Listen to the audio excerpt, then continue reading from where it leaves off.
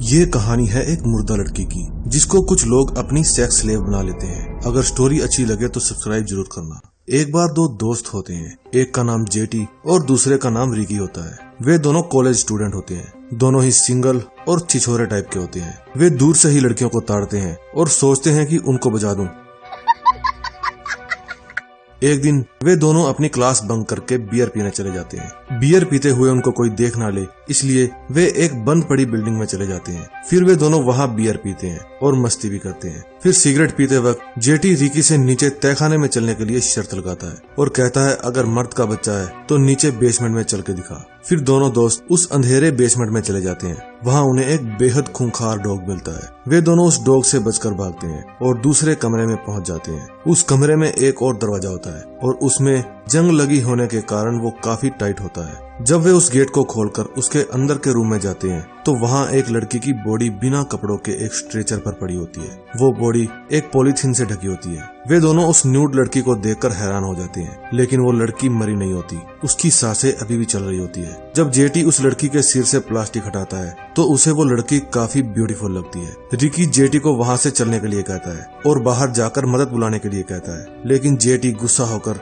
उसके मुंह पे मुक्का मारता है। वो कहता है मैं जो करता हूँ मुझे करने दो, अगर तुम यहाँ से जाना चाहते हो तो जा सकते हो। फिर रिकी गुस्से में वहाँ से चला जाता है। अगले दिन जब वे दोनों फिर से उसी जगह जाते हैं तो जेटी रिकी से माफी मांगता है। फिर जेटी बताता है कि कल वो डेड गर्ल नींद से उठी थी। फिर उसने मुझ पर हमला करने की कोशिश की तो मैंने उसके सिर पर कई बार वार किया, वो फिर भी नहीं मरी। फिर उसके बाद जेटी रिकी की गन लेकर उसे उस लड़की पर चलाकर दिखाता है, लेकिन इस बार भी वो लड़की नहीं मरती।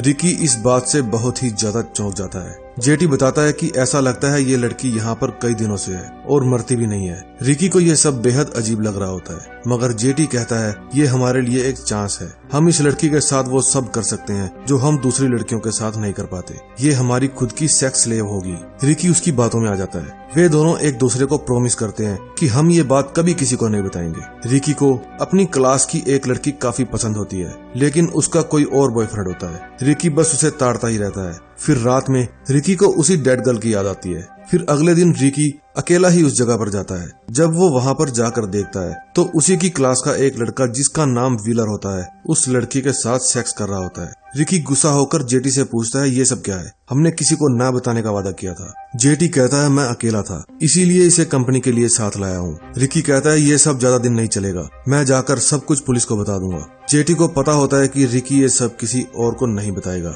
घर पहुंचने पर रिकी 911 पर कॉल करता है, मगर कुछ भी नहीं कह पाता। फिर वो एक कबाड़ की दुकान पर जाकर अपनी साइकिल के बदले एक बोल्ट कटर ले लेता है। अब रिकी फिर से वहीं जाता है, लेकिन अब उसे उस लड़की के अलावा वहाँ कोई नहीं मिलता। अब रिकी उस लड़की के हाथ से बंधी चैन को काट देता है, लेकिन वो रिकी पर ही हमला करने की कोशिश करती है। तभी बाहर से जेटी के आने की आवाज आती है और रिकी मौका देखकर वहाँ से निकल जाता है। जब जेटी उस लड़की के पास जाता है तो वो लड़की उसके ऊपर हमला कर देती है। व्हीलर को वहाँ वोल्ट कटर पड़ा मिलता है। फिर वे समझ जाते हैं कि ये काम जरूर रिकी का होगा। जेटी अब उस लड़की के साथ फिर से सेक्स करता है। अब उस लड़की की हालत पहले से थोड़ी खराब होती है। उसकी हीलिंग पावर खत्म होने के कारण उसके घाव वैसे की वैसे रहते हैं। अगले दिन रिकी जोवान नाम की एक लड़की को अपने साथ कहीं घूमने चलने के लिए प्रपोज करता है, लेकिन वो मना कर देती है। उसका भी एक बॉयफ्रेंड होता है। ये बात जब उसके बॉयफ्रेंड जॉनी को पता चलती है तो वो रिकी के साथ उसके दोस्त व्हीलर को भी धोता है। जब व्हीलर को पड़ती है तो वो बोलने लगता है कि हमें किसी लड़की को छेड़ने की जरूरत नहीं है,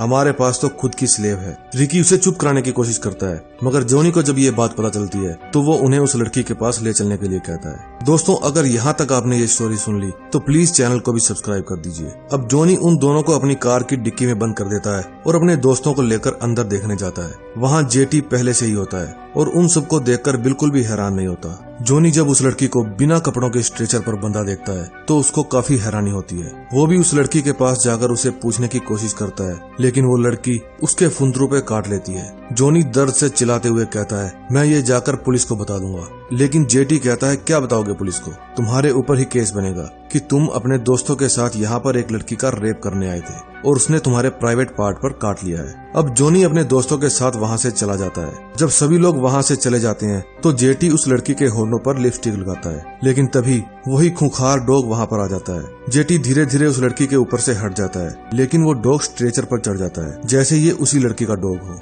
लेकिन वो लड़की उस डॉग को अपने दांतों से काट कर मार देती है। जेटी ये सब देखता रहता है। अगले दिन स्कूल में जॉनी की तबीयत खराब होने लगती है। जब वो टॉयलेट जाता है तो उसे खून की पोटी आती है। फिर जॉनी का फ्रेंड ड्वायर उस लड़की को आजाद करने जाता है, लेकिन तभी वहाँ जेटी आ जाता है। ड्वायर उसे देखकर कहता है कि जब से इसने जॉनी को काटा है उसकी तबीयत बहुत ज्यादा खराब हो गई है, वो खून की उल्टियां कर रहा है। ये सब इसी के काटने की वजह से हुआ है। इतने में वो लड़की ड्वायर को भी काट लेती है। जेटी अब सारा खेल समझ जाता है। अब वो अपनी कार में बैठकर व्हीलर को लेकर एक पेट्रोल पंप पर जाता है। वहाँ वे एक लड़की को किडनैप करने का प्लान बनाते हैं, क्योंकि ये इस लड़की को उस इन्फेक्टेड लड़की से कटवाकर उसके जैसा ही बनाना चाहते थे। लेकिन ये लड़की इनके काबू नहीं आती। लेकिन तभी वहाँ जोवान आ जाती है। वो जेटी से पूछती है कि उसके बॉयफ्रेंड को क्या हुआ है, मुझे साफ साफ बताओ। लेकिन उसे देखकर जेटी के मन में लड्डू फूट रहे होते हैं। जेटी कहता है मेरे साथ चलो, मैं तुम्हें दिखा ही देता हूँ। थोड़ी ही देर में रिकी उसी खंडर बिल्डिंग में तलवार लेकर पहुंच जाता है। वो सोचता है कि अब देखता हूँ वो लड़की कैसे नहीं मरती।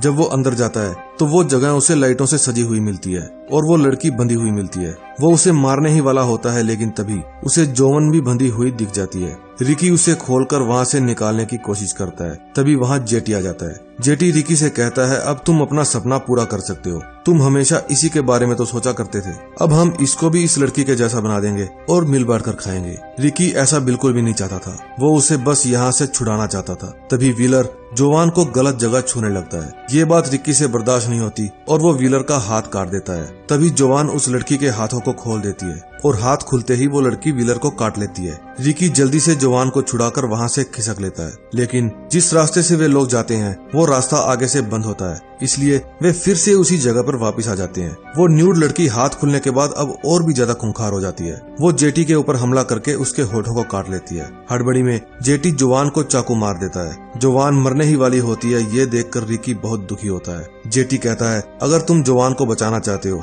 तो तुम्हें पता ही है तुम्हें क्या करना है। अब वो खूंखार लड़की भी वहाँ से भाग जाती है। इसके कुछ दिनों बाद रिकी स्कूल में बैठा होता है। वो काफी खुश होता है। उसकी खुशी का कारण आप लोग समझ ही गए होंगे, नहीं समझे तो मैं बताता हूँ। दरअसल वो जो इन्फेक्टेड लड़की थी वो ज़ॉम्बी थी, इसीलिए वो गोली खाकर भी जिंदा थी। जब जोवान मरने वाली थी तब रिकी ने उसे ज़ॉम्बी गर्ल से कटवा दिया था ताकि जोवान भी जिंदा रह सके। अब रिकी जोवान को भी सेक्स स्लेव की तरह यूज करता है। उसके ज़ॉम्बी होने का जेटी को उसी वक्त पता चल गया था जब उसने ड्वायर को काटा था, और वो खंडर बिल्डिंग जहाँ वो बंधी हुई थी वो एक हॉस्पिटल था। हो सकता है डॉक्टर वहाँ छुपकर उस लड़की पर कोई रिसर्च कर रहे हो। उम्मीद करता हूँ आपको ये स्टोरी अच्छी लगी होगी। अगर आप हमारे चैनल पर नए हो तो चैनल को सब्सक्राइब करें और वीडियो को लाइक करें। मैं मिलूंगा आपको ऐसी ही और स्टोरी लेके। Till then tata bye bye.